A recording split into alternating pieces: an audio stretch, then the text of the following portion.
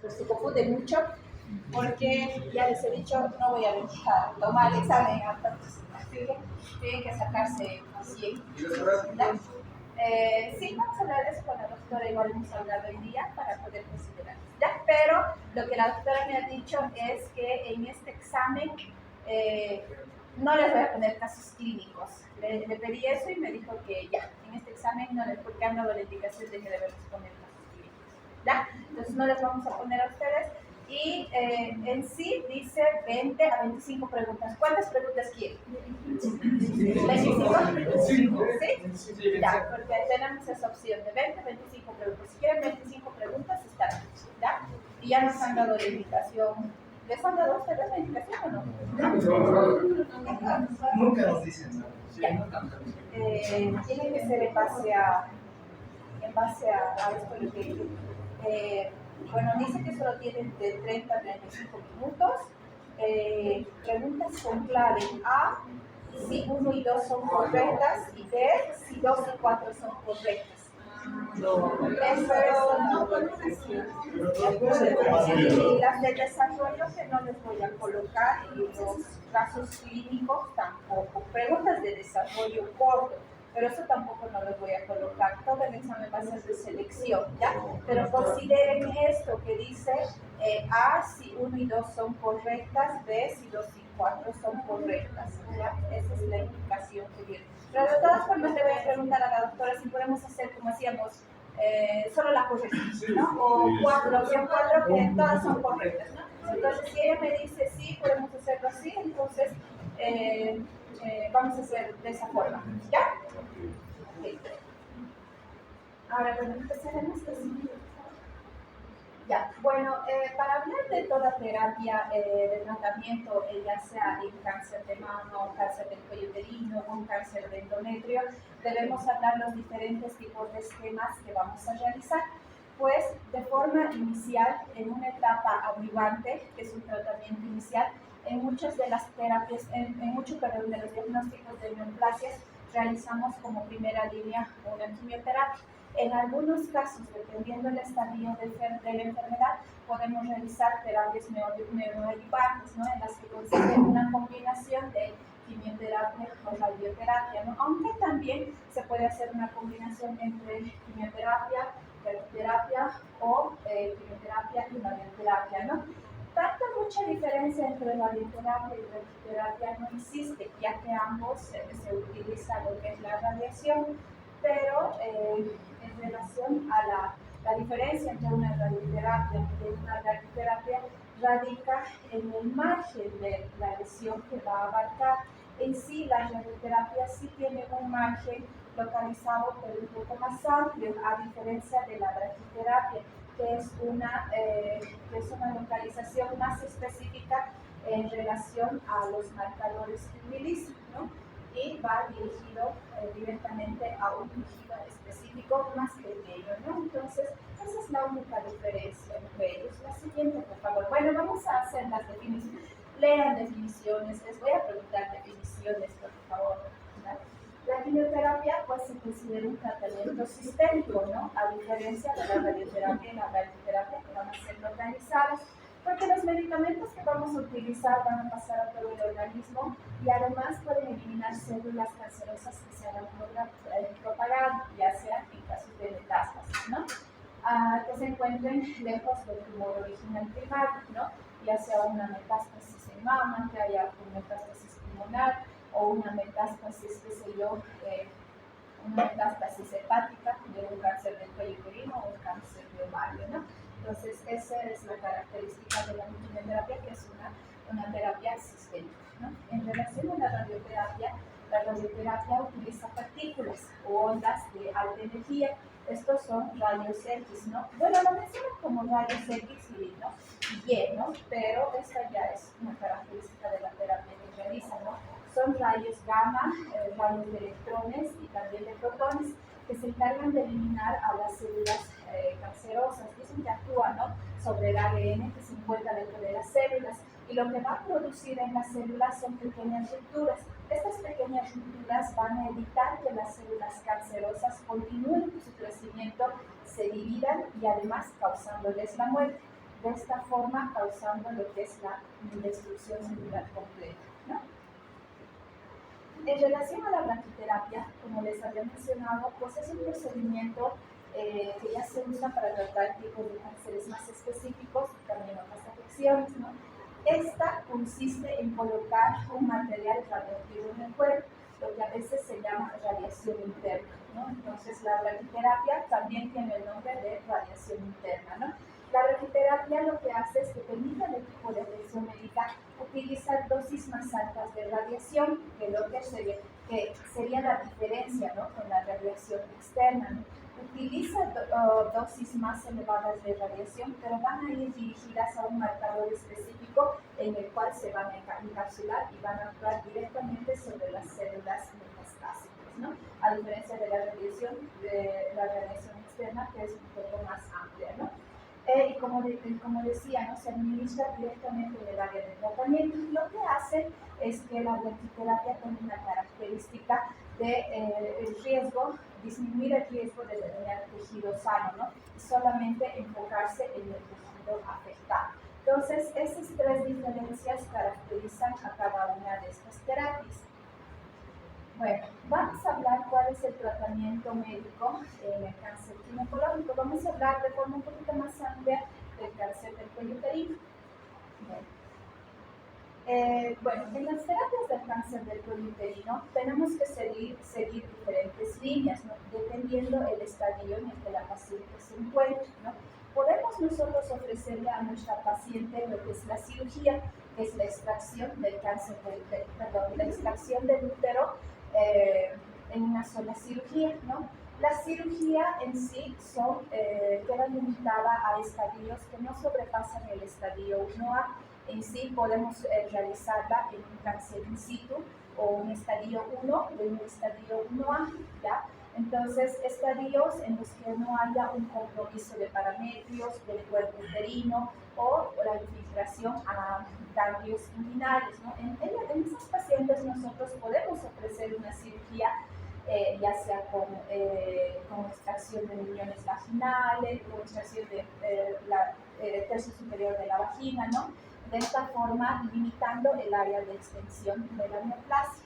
Pero cuando la lesión ya es mayor, supera un estadio 1B, un estadio 2A, un estadio 2B, e incluso hasta los estadios 3, pues es necesario muchas veces ya combinar ambos tratamientos, ¿no? Combinar lo que sería una cirugía con una terapia de radiación, ¿no? Y generalmente es un tratamiento que antes de realizar la cirugía reducimos el tamaño de la lesión y posteriormente recién realizamos la cirugía. Ya la quimioterapia se utiliza como una terapia para evitar lo que es la recidiva de lo que es la recidiva o el crecimiento de nuevas células metastásicas de un cáncer de cuello uterino anterior, ¿no? Entonces lo utilizamos también como una terapia posterior al tratamiento inicial. Bueno, según los estadios, pues vamos a ver que en el estadio 1, ya lo hemos visto en el cáncer del cuello uterino, el estadio 1 que no se ha diseminado a los alrededores, ¿no? En cambio, el estadio 1A, en el estadio 1A incluso podemos realizar otros tratamientos dependiendo las ganas de tener un nuevo embarazo de la paciente, la edad de la paciente, ¿no?, considerando muchos factores de riesgo que también puedan presentar la paciente, ¿no? Entonces, si el tejido neoplásico se limita al cuello uterino, podemos ofrecerle dependiendo si es un carcinoma in situ, podemos ofrecerle una colonización o una traquelectomía. La traquelectomía es solamente la extracción del cuello uterino, sin realizarles la esterectomía, ¿no? En el estadio 1, el tratamiento depende también de la profundidad y de la invasión del tumor. Pues si ya hay una afección de la capa basal y ya hay una afección de lo que son los vasos sanguíneos, como ser en un estadio 1A1, entonces ahí sí podemos ofrecerle a la paciente una esterectomía abdominal total o con salpingocorectomía bilateral, ¿no? Es independiente, nosotros ya podemos considerar la edad de la paciente para ver si hacemos la salpingocorectomía bilateral, ¿no? Porque sabemos que si nosotros le quitamos los ovarios a la paciente, pues le vamos a quitar una función estrogénica importante. Então, no caso de la cirugía, só sabe como o uterino e los anexos, los otros úteros, los anexos se quedan todo. En caso de traqueostomía, Sí. sí, solamente se saca el cuello. Si la lesión es in situ, solamente está en el cuello. Y si la paciente tiene, qué sé yo, un deseo genésico que necesita el útero, la traquelectomía significa solo extracción del cuello, nada más.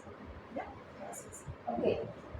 También se le puede ofrecer, como ya les había dicho, en el estadio 1, si es in situ, lo que es la colonización, ya una histerectomía radical, que sé yo, la extracción de los anexos, el útero, el cuello, y también de ganglios linfáticos, dependiendo la edad de la paciente, ¿no? Y secundario también podemos asociarlo a una radioterapia para evitar que hayan quedado células metastásicas que en algún momento puedan generar nuevamente la neoplasia. Ya en un estadio 1B1, pues sí se le ofrece lo que es primero la radioterapia y posteriormente lo que también es una histerectomía radical ampliada, la que también puede combinarse con radioterapia. Bueno, en el estadio 2, en la que el cáncer se ha diseminado ya a áreas cercanas, pero aún se encuentra confinada al área pélvica, encontramos dos grupos, el estadio 2A, en el cual el cáncer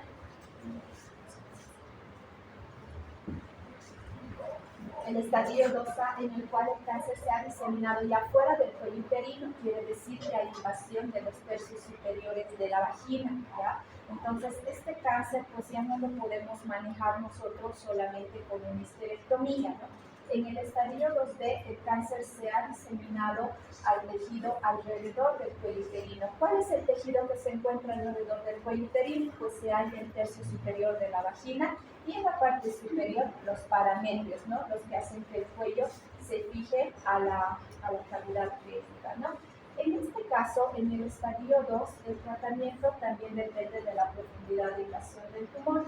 En el estadio 2, en un estadio 2A, se ofrece lo que es la radioterapia, ¿no? Esto para la disminución de la lesión, aunque también se puede realizar una histerectomía abdominal total, ya dependiendo de la edad de la paciente, realizar la salpingocorectomía bilateral, que es la extracción de los ovarios y las trompas de Falopia, o solamente realizar el tratamiento en un estadio 2B, solo el tratamiento con radioterapia, ¿no? Ya posteriormente pensar en eso, ¿no? En el estadio 3, pues vemos que el cáncer se ha diseminado a toda el área pélvica. Esto quiere decir que ya se extiende más allá de lo que es el tercio superior de la vagina, compromete además lo que es el tercio inferior o la parte inferior de la vagina, y también ha ascendido de los parametrios, ha ascendido a comprometer lo que son los uréteres. Más adelante vamos a ver una figura anatómica y vamos a entender un poquito más en relación cuando veamos nosotros a la histerectomía, ¿ya? En sí puede haber una afección vesical de los uréteres, un compromiso de los ganglios inguinales, ¿no? Pero un compromiso inicial, ¿no? En el estadio 3, el tratamiento puede consistir en, bueno, realizar la radioterapia con la finalidad de reducir el tamaño del tumor, y en el estadio 3B, pues ya muestran ya formas de realizar lo que es la radioterapia y posterior quimioterapia, ¿no? Ya en el estadio 3B es muy difícil poder pensar en ofrecerle a la paciente una cirugía, simplemente ofrecemos una neoadjuvancia entre radioterapia y quimioterapia. Mientras más van avanzando los estadios, es más difícil ofrecerle a la paciente un tratamiento quirúrgico, ¿no? Generalmente nos quedamos ya con alternativas de radioterapia o quimioterapia, o en algunos casos pues nos quedamos con tratamientos paliativos y manejo del dolor.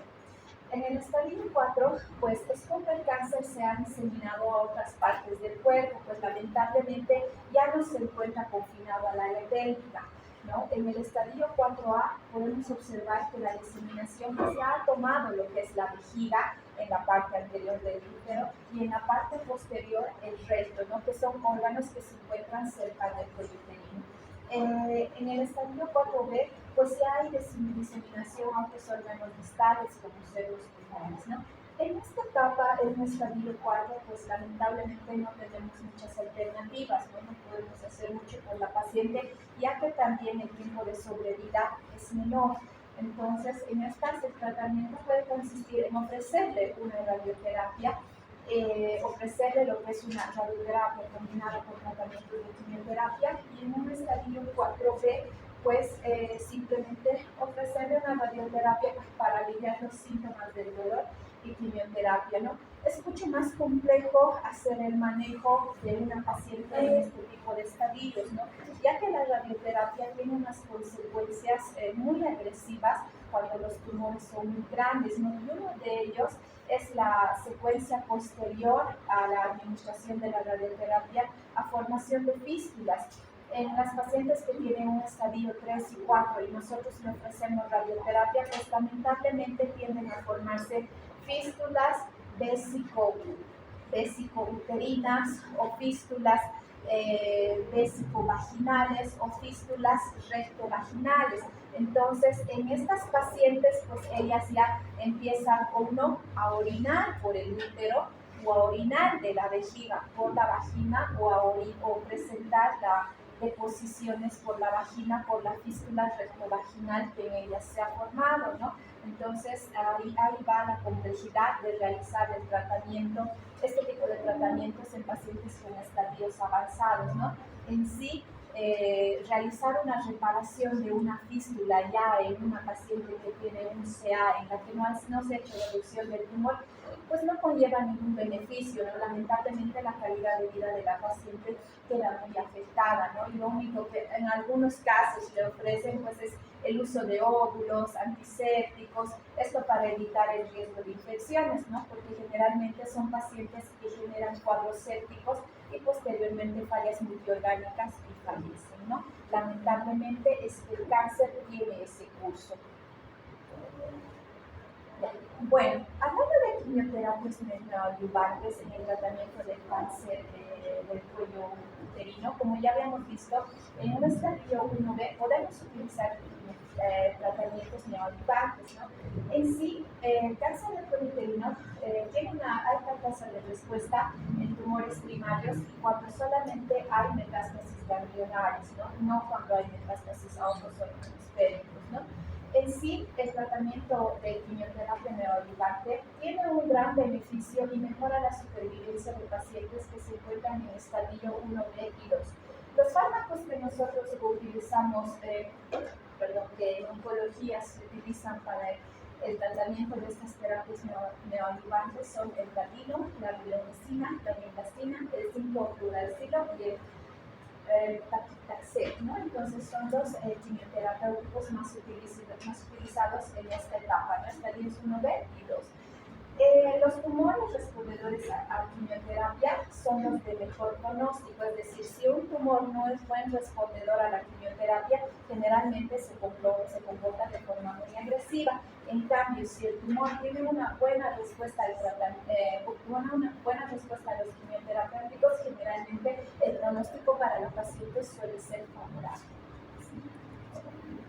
Bueno, la quimioterapia concurrente, es decir, la quimioterapia ya combinada, podemos utilizarla, que significa es una asociación de quimioterapia y radiación, que la podemos utilizar en el estadio 1B2 y en el estadio 4A, ¿no?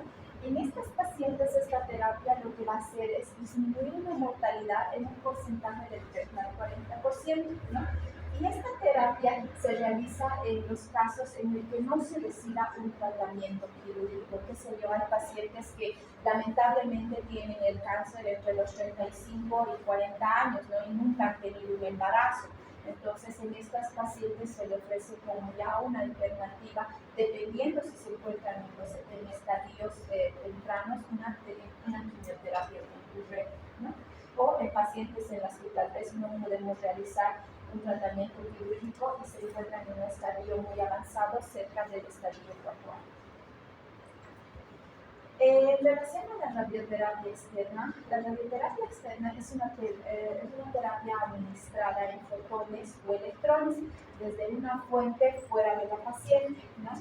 Esta terapia se utiliza en tumores pelvianos. El uso de fotones tiene una óptima penetración tisular y además una buena distribución de la dosis de radioactivo, ¿no?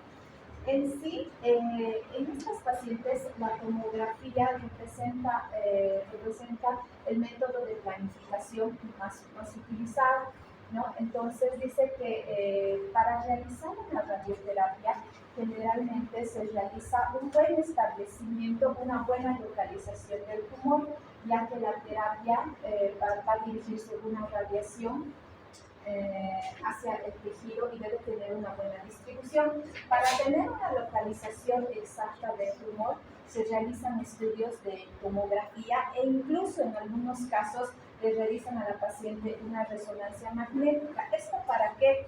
Porque en todos nosotros, pues la anatomía no es similar.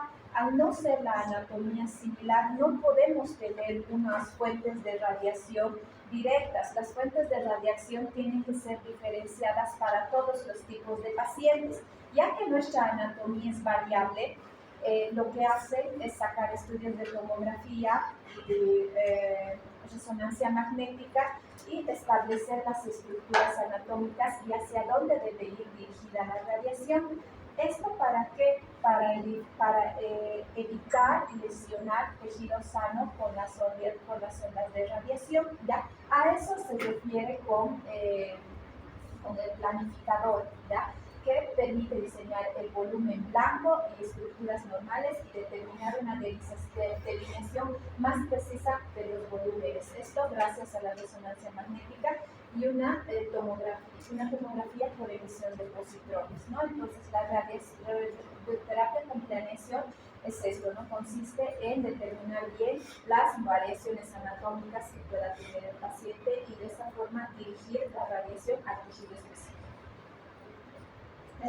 Las técnicas de radioterapia externa, pues, debe ser planificada, como ya les había dicho. Y para esto, la radioterapia lo que va a hacer va a ir directamente al tumor primario y a su extensión local, dependiendo del grosor del tumor y volumen, ¿no? Puede dirigirse hacia lo que es el cuello uterino y sus complementos, ¿no? Entonces va a ir dirigida hacia lo que es al tercio superior de la vagina o 3-4 centímetros por debajo del límite inferior del tumor, ¿no? Va a tomar también lo que son los ligamentos parametrios y los ligamentos uterosacros, ¿no? Y también puede tomar lo que son cadenas ganglionares linfáticas pelvianas, incluyendo los ganglios obturadores, los ganglios ciliados externos e internos, los ganglios que se encuentran alrededor de la ilíaca común y los ganglios presacros. Entonces, la radioterapia externa va a considerar tomar todo este tipo de tejidos, ¿no? Dependiendo hacia dónde se encuentre localizado el tumor. Bueno, la radioterapia externa, pues como les había dicho, la fusión de la resonancia magnética y la tomografía de emisión de positrones va a posibilitar una mayor precisión en definir cuál es el tamaño del tumor primario, cuál es el compromiso de los parametrios, si hay invasión de vejiga, el recto y enfermedad ganglionar. La resonancia magnética y la tomografía por emisión de positrones no solamente nos va a pedir delimitar hacia dónde va a ir dirigida la radiación, evitando el compromiso del tejido sano, sino también nos ayuda a delimitar el tejido de invasión que se ha producido por la metástasis, como ser en la vejiga, en el recto y en los niveles ganglionales, ¿no? La combinación de radioterapia y de radioterapia no debe extenderse más allá de las 8 semanas, ¿no? No podemos realizar terapias por tiempos prolongados, ¿no? Bueno, ahora vamos a hablar de lo que es radioterapia. El braqui significa del término corto, pues a diferencia de la radioterapia tiene una extensión menor y una extensión más dirigida hacia el tejido neoplásico, ¿no? La radioterapia, pues son fuentes radioactivas que van a estar encapsuladas, van a estar selladas o separadas dentro de un tejido o en la proximidad de un tejido, ¿no? Lo que hace la radioterapia es que las fuentes radioactivas implantadas están directamente en los tejidos, ¿no? Esto se llama como la braquiterapia intersticial, o también puede estar en las cavidades peritoneales cerca del tejido lesionado, ¿no? Lo que se conoce como braquiterapia intracapital. La distancia cerca de las fuentes y una caída rápida de la dosis por fuera de ellas hace que la braquiterapia permita la entrega de dosis altas a un volumen blanco, gracias a sus fuentes radioactivas que van a ir a un blanco encapsulado, sellado o cerrado, va a permitir la entrega de dosis altas en volumen blanco, preservando de esta manera los tejidos circundantes. Es por eso que la braquiterapia es una terapia mucho más localizada. La técnica de la braquiterapia pues consiste en la colocación de aplicadores, como habíamos visto en la primera imagen, en donde veíamos una imagen de la mama con la colocación de unos catéteres, pues son los aplicadores que se realiza bajo sedación o anestesia. Generalmente se realiza en una sala esterilizada, ¿ya? Esto por el uso de los aplicadores. De acuerdo a la entrega de dosis, la braquiterapia puede ser de baja, media y alta dosis, ¿no? Y esto dependiendo también del tamaño del tumor. La siguiente. Bueno, la toxicidad, pues en sí la braquiterapia y la radioterapia utilizan lo que es la radiación. La radiación sí va a tener algunos efectos agudos durante la radioterapia radiana, ¿no? Generalmente va a producir lo que es diarrea, irritación vesical. En quimioterapias ya asociadas a la radioterapia, pues hay un incremento de la toxicidad y ambos van a producir una mayor toxicidad hematológica, gastrointestinal, complicaciones tardías de la radiación que ya les había mencionado en relación a la formación de fístulas, ¿no? Es por eso que se utilizan en las terapias de quimioterapia, no sé si alguna vez han visto, se utilizan protectores gástricos muy potentes o antieméticos muy potentes, ¿no? Porque la toxicidad de los quimioterapéuticos o de los tratamientos radioactivos pues es muy elevada. Siguiente. Vamos a ver cuál es el tratamiento del cáncer ginecológico y el cáncer de mama. No le voy a preguntar cáncer de mama, no, es muy amplio. Bueno, para hablar de cáncer de mama y hablar de una terapia, quimioterapia o un tratamiento de radiación, pues es muy complejo porque el cáncer de mama tiene una gran variedad celular y además los receptores. Vamos a mencionar los receptores. En relación a los receptores, pues las células del cáncer de mama manifiestan dos tipos de receptores, ¿no? Generalmente son receptores hormonales que pueden ser respondedores a la quimioterapia de una forma favorable o desfavorable. En estos dos solamente vamos a mencionar a los receptores. ¿Ya? El tratamiento, la verdad, es muy amplio y hay muchos más receptores y marcadores en relación al cáncer de mama que hacen que sí, el tratamiento del cáncer de mama es muy complejo y no les voy a preguntar eso, ¿ya? Entonces, esto solamente les voy a explicar los dos receptores. Pues tenemos dos tipos de receptores, los principales, ¿no? Cuando nosotros encontramos una célula con cáncer de mama, se les hace una tipificación. Esta tipificación se las hace para ver si son respondedores a los tratamientos hormonales o quimioterapéuticos. En estos dos encontramos lo que es el HER2 positivo y el HER2 negativo. Pues el HER2 positivo son proteínas, son proteínas que manifiestan los receptores celulares a la hormona. En relación a los positivos, significan que son buenos respondedores al tratamiento hormonal y los negativos, pues no son muy buenos respondedores al tratamiento hormonal. Los que son buenos respondedores al tratamiento hormonal, los HER2, también tienen un buen pronóstico en relación a los que no tienen una buena respuesta al tratamiento hormonal. Bueno, en relación al tratamiento de las neoplasias de mama, pues dependen también, como les había dicho, del estadio, ¿no? Y el estadio nos los va a determinar la escala del tumor, de los ganglios, el TNM, ¿no? Que es tumor, ganglios linfáticos y las metástasis, ¿no? Entonces, para decidir nosotros sobre un tratamiento de mama, pues tenemos que tener identificado el estadio, el grado histológico, que como les había dicho, el grado histológico del cáncer de mama es muy amplio. Los receptores hormonales, que ya les había mencionado, el T2 y el T1, si son buenos respondedores a los tratamientos hormonales, y considerar también la edad de la paciente y la menopausia, ¿no?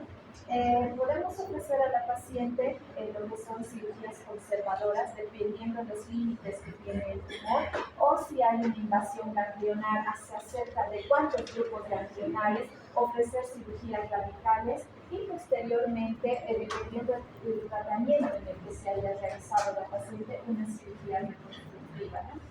En el tratamiento del cáncer de mama también se puede realizar lo que es la quimioterapia, ya sea de forma inicial o neoadyuvante en combinación, ¿no?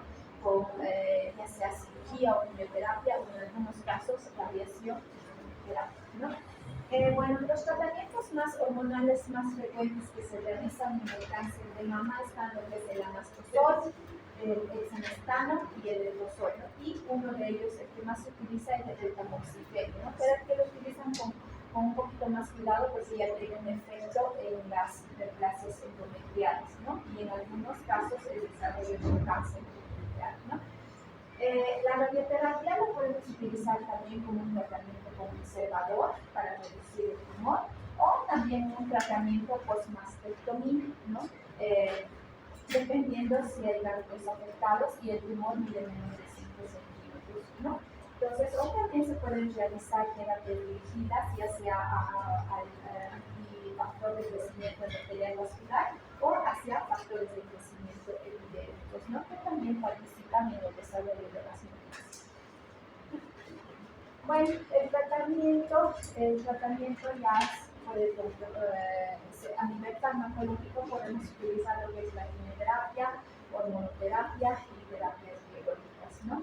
La terapia adyuvante o la terapia inicial, ya sea con quimioterapia, pues lo que busca es erradicar las células micrometastásicas, ¿no? Y de esta forma evitar una diseminación mayor, ¿no? Es administrado a pacientes en las que no existe evidencia de enfermedad tras un tratamiento radical en tumores con riesgo de recaída, ¿no? Y ya la terapia neoadyuvante, que es una terapia combinada, pues lo que busca es reducir el tamaño tumoral para facilitar el posterior tratamiento locoregional y valorar la sensibilidad del tumor al tratamiento administrado, ¿no? Bueno, el tratamiento paliativo consiste en el control, ya sea cuando la invasión ya es mayor, solo podemos ofrecer tratamientos paliativos solamente como un control sintomático y para mejorar la calidad de vida también en pacientes con enfermedad diseminada, ¿no?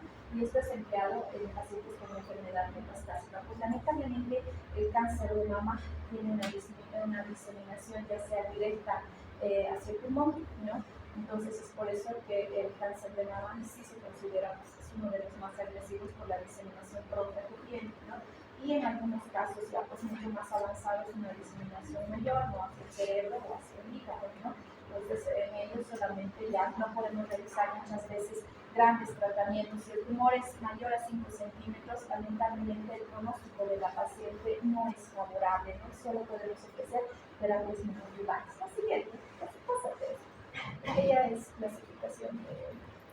Bueno, solamente vamos a mencionar eso en relación al cáncer de mama, ese poquito, y lo que les había mencionado en relación al cáncer de uterino y las definiciones, ¿ya? Ahora nos vamos a pasar a las cirugías ginecológicas. Pues la cirugía ginecológica pues es un campo muy amplio, pero pasa es lo siguiente, y vamos a empezar desde los procesos más pequeños, ¿ya? Creo que una clase nos dedicamos a ver las negras, los dilatadores y todo eso, ¿no? Pues ahora vamos a ver cuál es la utilidad de realizar un legrado instrumental uterino. Bueno, yo creo que todos han visto un legrado, ¿no? ¿No? ¿Nunca han visto un legrado? ¿Sí, yo? ¿No has visto? ¿No? ¿Con qué hicimos? No, aspirados. No me acuerdo muchísimos aspirados. Ya. Pues el legrado instrumental uterino tiene una amplia utilidad, siendo como el tratamiento de las hemorragias uterinas anormales, También constituye el tratamiento de una hiperplasia endometrial, no solamente el tratamiento, sino que son también métodos diagnósticos y terapéuticos, ¿no? Porque podemos realizar un estudio diagnóstico, pues la toma de una biopsia endometrial, ¿no? O podemos realizar un legrado fraccionado bajo la sospecha de una neoplasia, ¿no? Para la extracción de algunos dispositivos traslocados, quiere decir que ha modificado su localización normal, podemos realizar también lo que es un legrado, ¿no? Entonces, son múltiples las utilidades que nos ofrece un legrado, ¿no? Ya en un campo obstétrico, pues nos sirve para el tratamiento de un aborto incompleto, un aborto diferido, en pacientes que presentan secundario a un alumbramiento incompleto, retención de restos placentarios, en la enfermedad trofoblástica gestacional, que es lo que conocemos como la mola, o a la desuritis posterior a un evento obstétrico, ¿no? Que es un proceso inflamatorio de las membranas ovulares que quedan en el útero, secundario ya sea a un alumbramiento incompleto. Entonces, como podemos ver, el legrado uterino es un procedimiento pequeño, pero que puede resolver una amplia gama de patologías. ¿En qué consiste la técnica quirúrgica? Pues para realizar todo procedimiento, desde una curación o una sutura, nosotros debemos cumplir una serie de protocolos. En estos protocolos, pues lo que nosotros debemos hacer primero, la posición de la paciente, que se debe encontrar en una posición ginecológica, ¿no? Segundo, si nos encontramos en un área estéril, debemos hacer el colocado adecuado de los campos, ya sea las pierneras, el campo sobre el abdomen o el campo que va en la región inferior a lo que es la región glútea de la paciente, ¿no? Entonces, posterior a esto, nosotros realizamos una exploración que se dice como una exploración bimanual. La exploración bimanual, pues nosotros la realizamos para valorar en qué posición se encuentra el útero. Entonces, cuando nosotros introducimos dos deditos, podemos empujarle hacia atrás y adelante y ver si el útero se encuentra en anteversión o retroversoflexión, ¿no? Entonces, generalmente, cuando el útero está en retroversoflexión, cuando nosotros empujamos por la parte posterior, sentimos la porción dura en la porción posterior, ¿no? Y no hacia adelante. En ese caso, el útero puede encontrarse en retroversión. La mayor parte de las mujeres, pues, tenemos el útero en anteversoflexión, es el mayor porcentaje, ¿no? Posteriormente a realizar esta exploración, realizamos lo que es un aseo de los genitales externos y realizamos una exposición del cervix, para lo que utilizamos el espéculo, ¿no? Con el espéculo ya podemos visualizar lo que es el cervix, ¿no? Que va a ser el sitio de entrada para poder realizar el legrado instrumental uterino. Para poder tener un mayor apoyo, una mayor fijación, que el útero no se nos vaya, colocamos lo que es la pinza de Posi. La pinza de Posi puede ir en una posición anterior si nosotros determinamos que el útero se encuentra en anteversoflexión. Ahora, si nosotros determinamos que el útero se encuentra en retroversoflexión, la pinza de Posi debe ir en la parte posterior, ¿no? También en las pacientes que tienen el antecedente de cesárea o dos cesáreas previas, hacemos el colocado de la pinza de Posi en la parte posterior. ¿Por qué? Porque se supone que la cicatriz de cesárea está aquí adelante, ¿no? Entonces, para no tirar de lo que es la cicatriz anterior, nos escapamos de esa área y mejor nos agarramos de lo que es el labio posterior, ¿no? Posterior a realizar este procedimiento, realizamos una esterometría. Nosotros vamos a medir cuál es la profundidad del útero.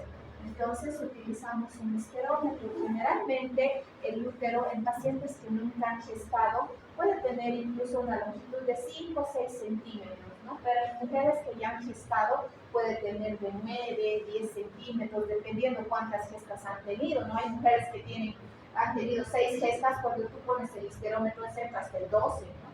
Pero hay que tener cuidado porque el histerómetro también puede producir una perforación uterina, ¿no? Es importante que cuando nosotros introducimos el histerómetro y tocamos un fondo, ya no insistir y buscar más, ¿no? Si has tocado fondo, pues ese es tu límite y ese es el tamaño que tiene su cavidad uterina, ¿no? Hay casos en los que antes de realizar un legrado, vemos que el orificio cervical externo se encuentra cerrado, ¿no? Entonces, en estos casos se puede utilizar lo que es el uso de dilatadores, ¿no?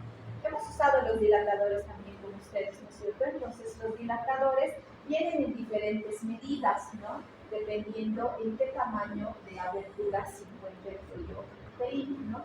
Entonces, solamente en los casos en los que se encuentre cerrado, procedemos a realizar una dilatación y posteriormente realizamos lo que es la introducción de la legra, ¿no? Que es lo que se conoce como el término de curetaje, como podemos ver acá. Vieron las curetas igual, ¿no? Tienen la forma, pueden tener la forma de una cucharilla, de una cuchara muy pequeña, o pueden tener la forma fenestrada, es decir, que tienen un orificio en medio de la cureta, ¿no? Entonces, se realiza el legrado, se realiza de una forma ordenada, no podemos realizarlo y por donde sea, ¿no? Entonces, cuando nosotros introducimos la cureta, pues de forma ordenada se refiere a que vamos a ir en sentido contrario a las agujas del reloj. Nosotros vamos a meter la legra y vamos a ir en sentido contrario a las agujas del reloj. Primero se hace lo que es la cara anterior, la cara posterior y después los lados, los cuernos, ¿no? Entonces eso significa que se realiza de una forma ordenada, ¿no? No puedes ir desde abajo, arriba, de adelante, atrás, no, tú tienes que ir primero de la cara anterior, cara posterior y los lados, ¿no? Para así asegurarnos de haber obtenido una muestra de todos los componentes que tiene la cavidad.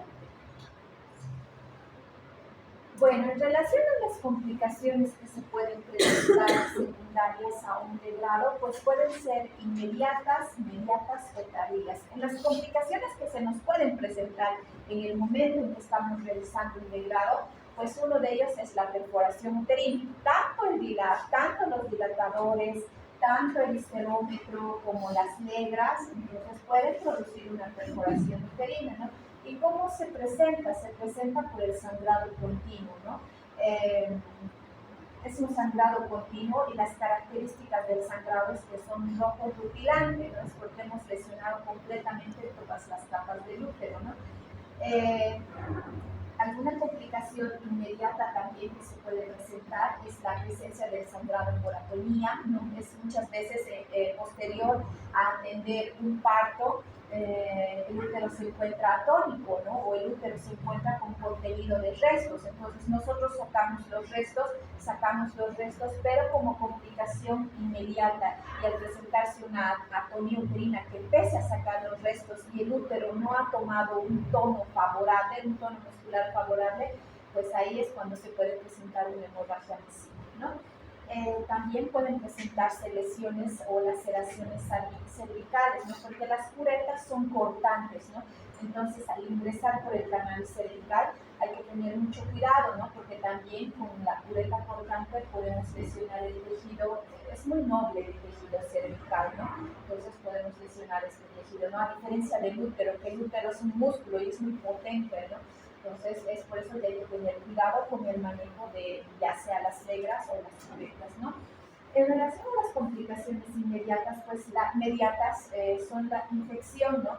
Ya sea por presencia de residuos, qué sé yo, no hemos logrado extraer completamente un tejido, o como les explicaba el otro día, ¿no? En el aula, es que muchas veces las pacientes se hacen procedimientos en lugares que no son adecuados, ¿no? Entonces se hacen en áreas donde no son estériles, donde los instrumentos no han sido esterilizados, ¿no? Entonces sí puede haber como una complicación inmediata dependiendo del instrumental que se haya usado, las infecciones, ¿no? Y posterior el generar un cuadro de endometritis, ¿no? En las complicaciones tardías, pues en relación a los legrados, se describen los que son las sinequias, ¿no? Y las formaciones de adherencias, ¿no? En lo que destruyen completamente la capa basal del endometrio, y lo que hace es cara anterior y posterior del útero se unen entre sí, ¿no? Con sinequias amplias, ¿no? O adherencias, ¿no? Bueno, otro de los procedimientos mayores y que histerectomía se han hecho, como han visto, ¿no? ¿Sí? ¿Quiénes han visto histerectomía? ¿Histerectomía después de cesárea? Sí. ¿Sí? ¿Quién? ¿Tú? ¿En emergencia o programada? Emergencia. ¿Programada? ¿O han hecho cesárea y después histerectomía? ¿Sí? Ya. ¿Y ustedes solamente como tratamiento ginecológico? Ya. La histerectomía es un procedimiento que consiste en la extracción de lo que es el útero, ¿no? Y dependiendo ya si se sacan nexos o no, se va a diferenciar en subtotal o total o radical, ¿no? La histerectomía puede realizarse como tratamiento de una complicación ginecológica o como también de una complicación obstétrica. En relación a las patologías ginecológicas, que es lo que nos corresponde a nosotros obstetricia y biología, vamos a hablar acerca de la histerectomía subtotal. En la histerectomía subtotal consiste en la extracción del cuello uterino sin considerar los anexos ni el cuello. Esa recibe el nombre de una histerectomía subtotal. Ahora, cuando la histerectomía se realiza considerando lo que es el cuello uterino, pero dejando los anexos de un lado, se conoce como histerectomía total. Y ya la histerectomía radical consiste en ella en la que se saca el útero, el cuello y los anexos, ¿no? ¿En quiénes vamos a realizar una histerectomía? Pues en pacientes que tengan el antecedente de fibromas o miomas o leiomiomas, como ustedes lo conozcan, ¿no? En las pacientes con cuadros severos de endometriosis, dependiendo de la edad de la paciente, ¿no? Y sufran este problema. En los cuadros de adenomiosis, el tratamiento del cáncer ginecológico, en pacientes que presentan las distorias uterinas, como ser un prolapso uterino, u otra patología como el dolor pélvico crónico, ya sea de una causa desconocida, patologías en relación al sangrado uterino anormal, ya sea la presencia de pólipos, adenomiosis, miomas, ¿no? Y de hemorragia uterina masiva, ¿no? Esto ya más que todo en las pacientes que es secundario a un tratamiento obstétrico, pues presentan una hemorragia masiva, ¿no? En las cuales también se plantea como tratamiento de la histerectomía. Bueno, para realizar una histerectomía hay distintos tipos de acceso, ¿no? Puede ser realizarlo por vía abdominal, laparoscópica, por vía vaginal o una combinación laparoscópica y vaginal. ¿Han entrado a la histerectomía abdominal? ¿Sí? ¿A la laparoscópica? ¿También? ¿Y a una laparoscópica vaginal? ¿No? Bueno, depende mucho de la patología que la paciente presenta y el tamaño del útero. Generalmente cuando el útero tiene un tamaño normal, podemos sacarlo solamente por vía laparoscópica, pero cuando el útero tiene un tamaño muy incrementado, ya sea por la presencia de miomas uterinos, que van a condicionar la extracción del útero por vía laparoscópica, entonces lo que se hace es liberar todas las estructuras que encuentran fijando el útero hacia la cavidad pélvica y realizar una extracción posterior de todo el cuerpo del útero por vía vaginal, ¿no? Eso es una histerectomía ya combinada. Entonces realizamos todo el procedimiento por vía abdominal y finalmente solo sacamos el cuerpo del útero por la vagina, ¿no? Entonces esa es una combinación. La siguiente, por favor. Bueno. Hay que tener ciertas consideraciones anatómicas cuando nosotros realizamos histerectomía. Pues una de ellas es que en su porción anterior del útero se encuentra la vejiga, en la porción posterior se encuentra el recto. ¿Y qué pasa? Al nosotros realizar una histerectomía, pues debemos liberar ambas estructuras, ¿no? Y lamentablemente en algunos casos podemos lesionar ya sea la vejiga o el recto, ¿no? Al seleccionar lo que es la pared anterior o la pared posterior del útero, ¿no? Otra consideración anatómica que debemos tener, pues, es la arteria uterina, ¿no? Porque para sacar el útero nosotros debemos ligar este vaso, ¿no? Lo malo es que el uréter transcurre por debajo de la arteria uterina. Y al transcurrir por debajo de la arteria uterina, muchas veces al realizar la histerectomía se puede seccionar el uréter o no lo seccionamos, pero lo ligamos, ¿no? Le hacemos un nudo. Entonces ya ahí podemos producir en la paciente una complicación ginecológica, ¿no? Entonces esas son las consideraciones más anatómicas que debemos tener al realizar una histerectomía, ¿no? Cuidar la vejiga, cuidar el recto y cuidar lo que es el uréter. Antes de una histerectomía, nosotros debemos hablar con la paciente, ¿no? La histerectomía se considera un procedimiento mayor.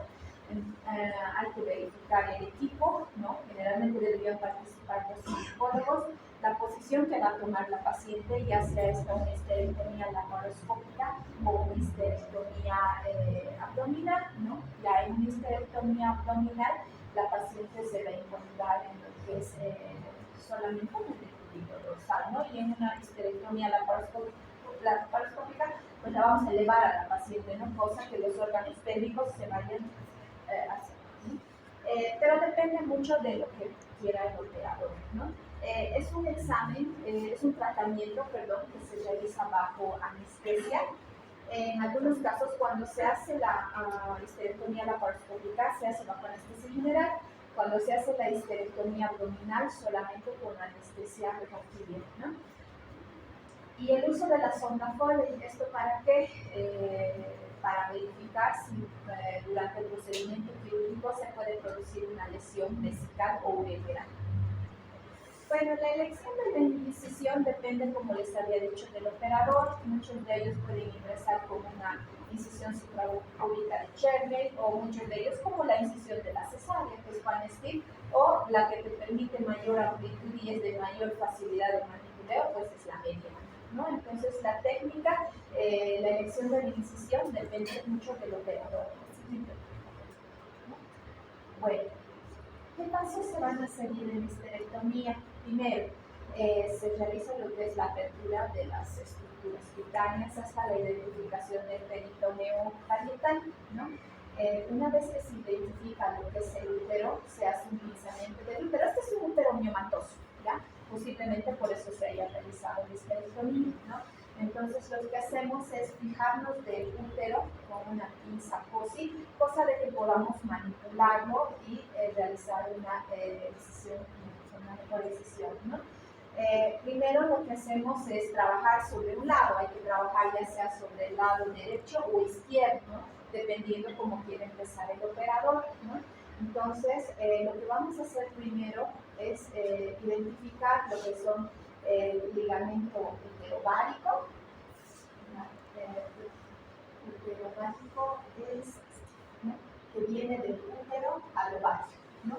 Entonces, y esto ya es lo que es la trompa, ¿no? Y todos estos van a unirse, y todos estos están fijados por el ligamento ancho, ¿no? Lo que hacen es, atrapamos lo que es la trompa, atrapamos lo que es el ligamento ancho, el ligamento redondo, perdón, y el ligamento ancho, ¿no? Entonces, esto para poder separar los anexos del útero, ¿no? Entonces, una vez que seccionamos, esta capa tiene dos hojas, el peritoneo anterior y posterior, ¿no? Este es el anterior y este es el posterior. Lo que hacemos es dividimos lo que son, realizamos el corte de los ligamentos y entramos allá a lo que son las hojas del ligamento ancho, que son en el 3, ¿no?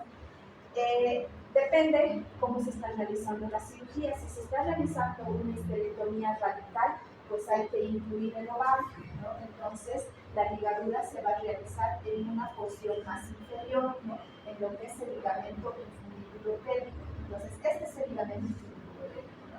Entonces, si nosotros queremos sacar ovario y trompa, debemos colocar nuestra pinza por debajo de esto, ¿no? Cosa que nosotros agarremos el ligamento infundíbulo pélvico y salga lo que es ovario y trompa, ¿no?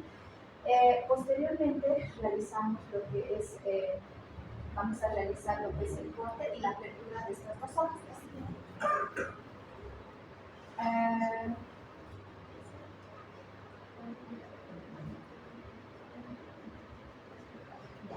Aquí es donde se está realizando el corte del ligamento infundíbulo pélvico, o sea, quiere decir que toda la trompa está saliendo, ¿no? Y posteriormente va a salir lo que es el ovario, ¿no?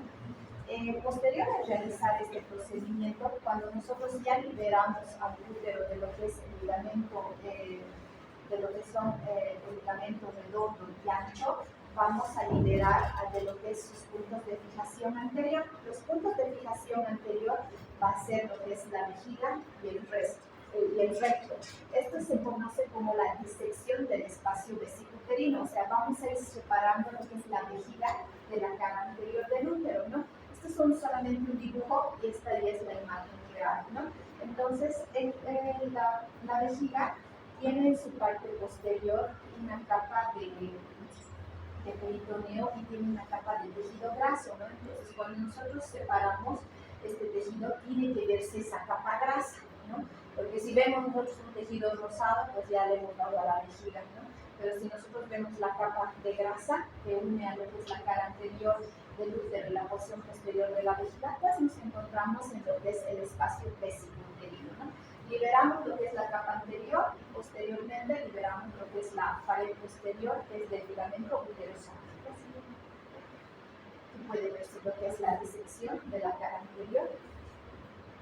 Y bueno, continuando con la histerectomía, una vez que ya hemos liberado el útero de su unión anterior con la vejiga, pues vamos a irnos hacia lo que es la arteria uterina, ¿no? Como les había dicho, la arteria uterina transcurre por encima del uréter, ¿no?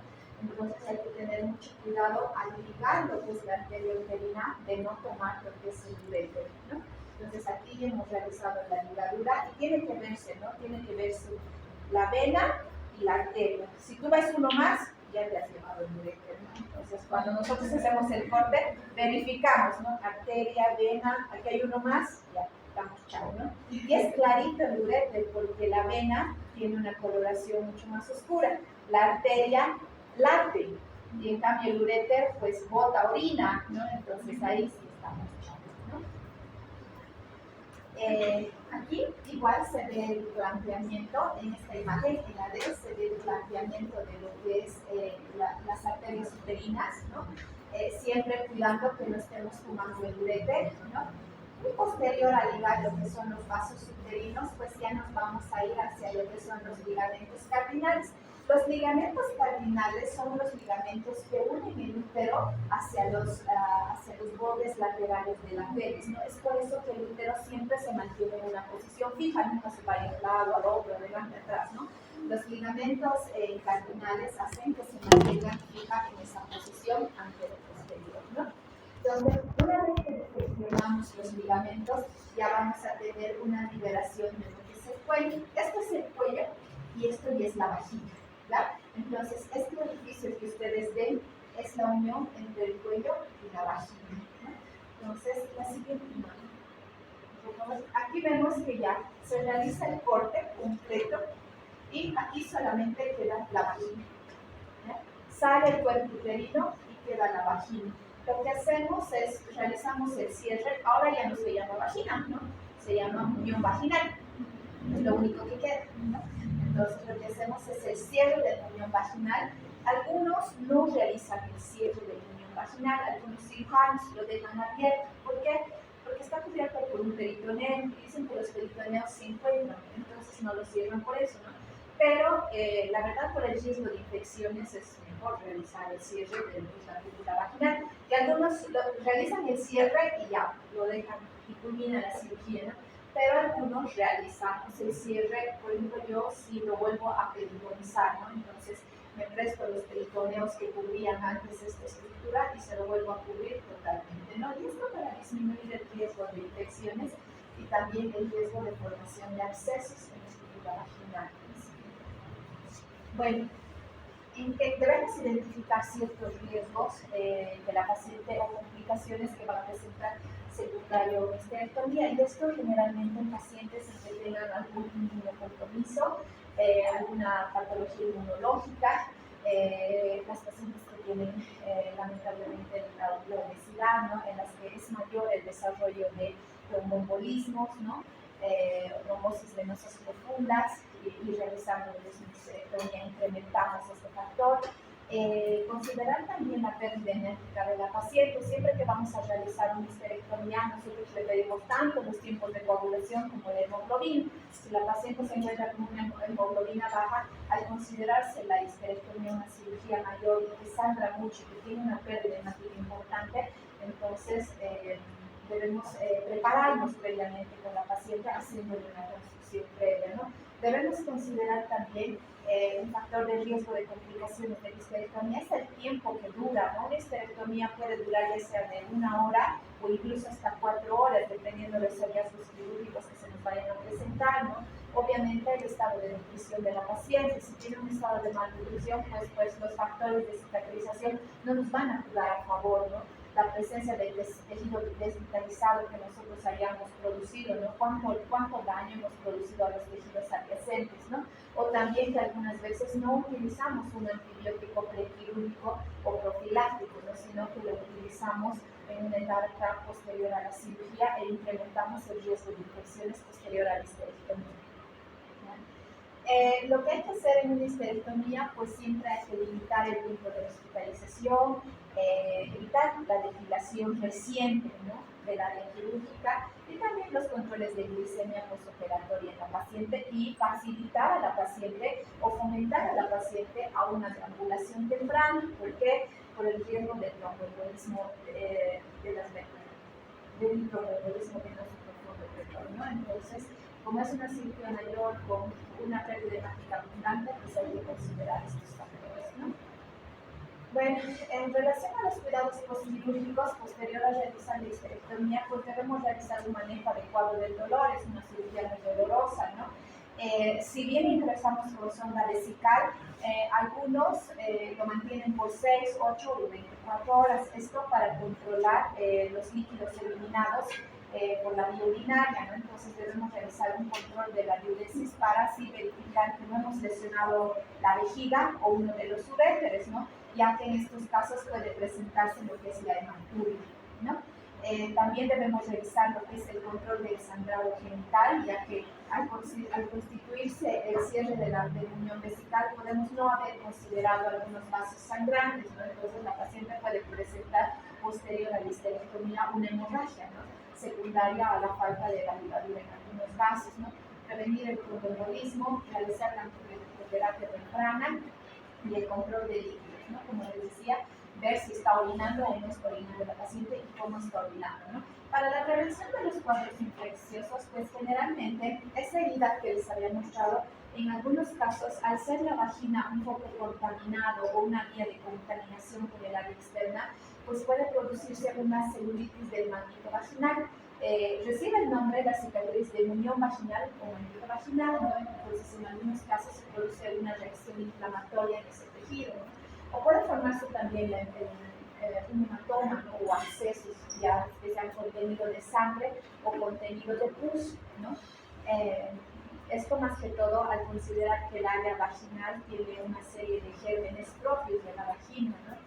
También puede presentarse lo que es una infección de la herida quirúrgica, infecciones del tracto urinario por el uso de las sondas, ¿no?, infecciones respiratorias secundarias, esto secundario a una intubación, o cuadros febriles en relación a los procesos infecciosos ya mencionados. Bueno, en relación a las lesiones del tracto genital, pues podemos mencionar a las lesiones del uréter, que lo más frecuente es la disección a lo largo del uréter, ¿no? Cuando nosotros estamos haciendo la ligadura del ligamento pélvico o la ligadura de la arteria uterina, podemos seccionar completamente el uréter, ¿no? Podemos seccionar también la vejiga, o al realizar solo la ligadura del ligamento cardinal y uterosacro, también podemos atrapar en este nudo a lo que es el uréter, ¿no? Y la disección, ¿no? Podemos abrir completamente todas las capas de la vejiga, ¿no? Entonces son situaciones que se nos pueden presentar secundarias a una histerectomía, ¿no? Entonces es importante también, cuando nosotros entramos a la cirugía, explicarle a la paciente qué es lo que le puede pasar, porque lamentablemente entramos a operar y nunca les decimos: hay el riesgo de que se ligue el uréter, hay el riesgo de que se toque la vejiga, hay el riesgo de que perforemos el intestino, ¿no? Entonces son riesgos que se nos pueden presentar, seamos buenos cirujanos o no, porque nosotros no sabemos las condiciones anatómicas que tenga esa paciente o las variaciones anatómicas que pueda tener, ¿no? Entonces siempre antes de realizar un procedimiento quirúrgico hay que explicar a los pacientes sobre cuáles son las posibles complicaciones que se nos pueden presentar, ¿no?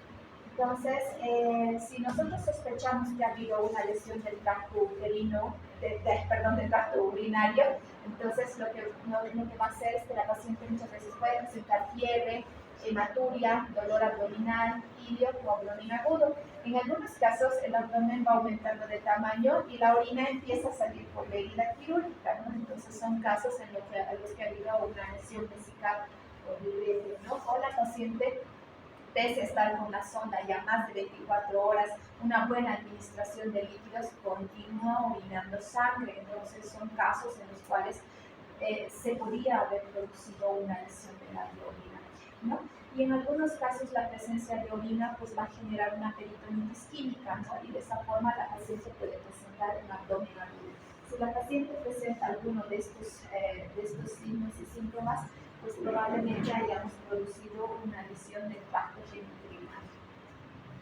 Bueno, en conclusión, la histerectomía abdominal sigue siendo uno de los procedimientos más frecuentes que realizamos, aunque ahora la verdad es que con el advenimiento de la tecnología, pues ya lo hemos cambiado por lo que es la histerectomía laparoscópica, ¿no? Y otro procedimiento también que casi igual ya sea por vía vaginal, por vía abdominal, realizarlo también por vía vaginal, ¿no?